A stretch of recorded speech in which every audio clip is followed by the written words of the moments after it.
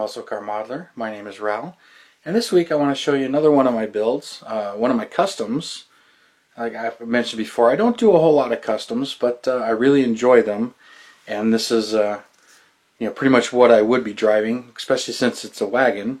If you guys saw my tour video, you can tell I like wagons. I actually own one, but I haven't built very many wagon models, which is kind of funny. I have a few, but I haven't built too many of them.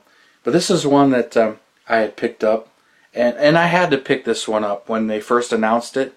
I'm like, I've got to get this one. I bought the 57 Ford 300 and the police version from Model King, and I built that, and I really enjoyed that. So when they announced that they were coming out with the Del Rio Ranch wagon, I'm like, I got to get one of those. So when it came out, I did buy one. Actually, kind of reminiscing about it. Maybe I should pick up another one. I understand they're getting a little hard to find at the moment, but I hope Revell comes out with re-releases that I believe they did or are going to. So I really enjoyed this build, and so I want to show it off to you guys. And this one did really well. As you can see, it's a bit of a Pro Touring custom. Modified it a little bit. I didn't do too much to the body.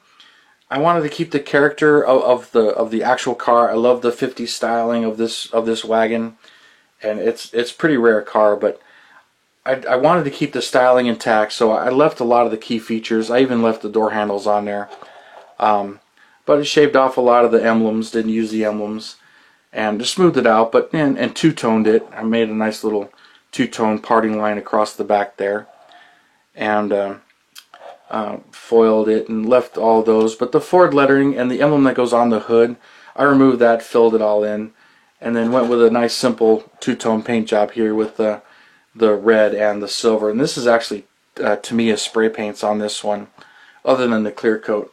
And this is all bare metal foil. And the inner section there, that's actually gold bare metal foil. So I used both chrome and gold on this one. And the body came out amazingly well. So foiled it up and polished it up. And then for the ride height, I lowered the front a little bit. I used the wheels and tires. I believe these are from Revell's 59 Corvette, which I built one of those stock, but it comes with these wheels and a few other custom parts. But I lowered the front end and put the big brakes on it. So it's sitting on brakes, and I believe the brakes, they're Brembo brakes from the Mustang donor kit that I had robbed.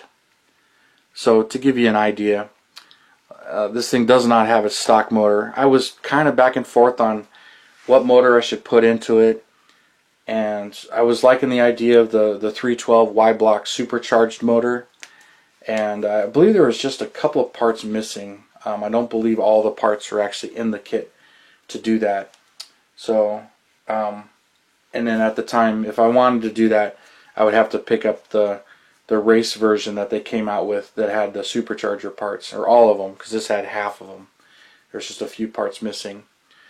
So, to give you a sneak peek on the underside, there's the engine and tranny and the whole underside, which didn't do too much to it. I mean, it is somewhat modified, but here's the motor, which, believe it or not, that wasn't too hard to fit in there. That's the Boss 302 from the 2013 Mustang Boss 302 kit that Revell came out with. I knew I wanted to do a modern motor, and I wanted something that was going to fill up the engine compartment pretty well and be fairly proportionate. And these modular motors from Ford, they're big motors. And I decided that would be the motor to put in there. And so I pirated it right out of that kit and dropped it pretty much right in. It was a lot easier to fit in there than I was expecting it to be. Just use both hands, I'm shaking so much.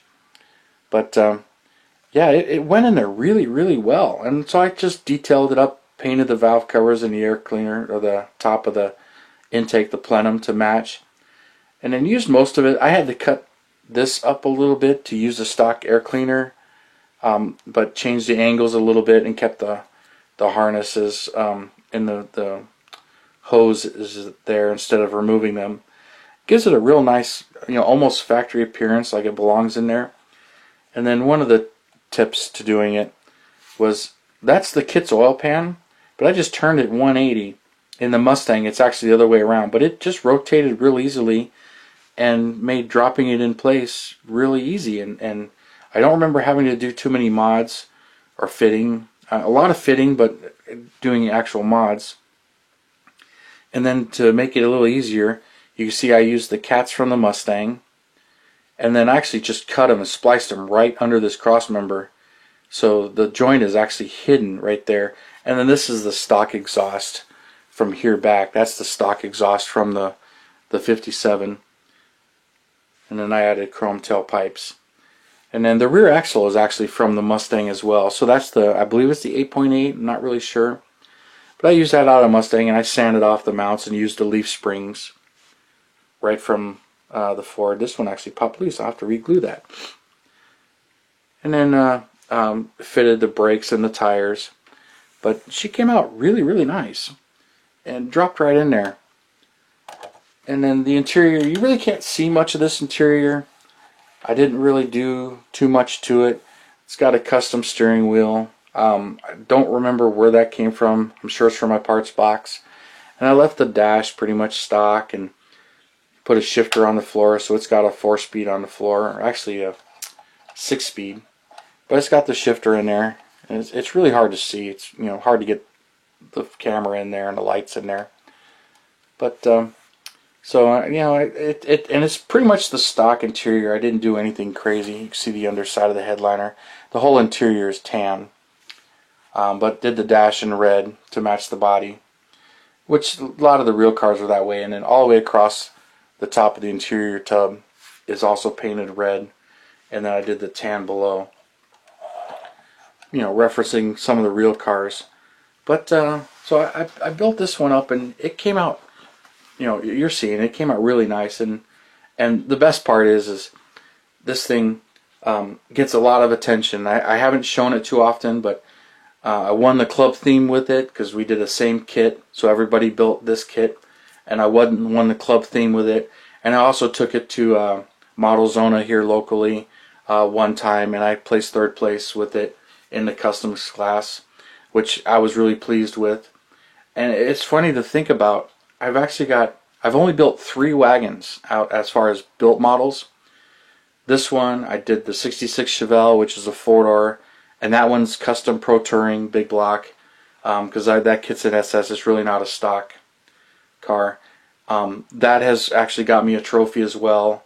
And then I did the 56 Chevy Nomad. That one's stone stock, and that one trophied as well. So I've only built 3 wagons, but all 3 of them have gotten a lot of attention and trophied for me, which is great. So hopefully when I finish my real wagon, I have the same kind of luck with that. And then one final touch, little hint, is I used the Boss 302 license plate on the back, which that's right from the donor kit. But so there you have that one. It's a great kit. If you have one and you haven't built it, it's a pleasure to build. If you like this, I would definitely pick one up. It's a great kit. My only thing that I kind of don't like is it's got mold lines right here on the sides of the bumper, on both the front and the rear bumper. When I did the 57 police car, I actually stripped the chrome, sanded those smooth, and had the bumpers re-chromed. But on this particular build, I did not do that. But so that's how this one came out. And a beautiful kit. It's kind of a little funky putting the headlights in, but it goes really well. And I really like the way it came out. You could see right through the grill. You could see the headlights, and so there's multiple parts to that. But she came out awesome. So real curious to see what you guys think of that. My other custom video got a lot of attention, so I'm real curious in how you guys are gonna like this one. So please comment. I'm real curious. So yeah, please comment, and all of you that have subscribed, thank you for subscribing, and hit that bell button. You'll get my latest videos and alerts when I post a new video. And thank you, and you guys, you have a wonderful day.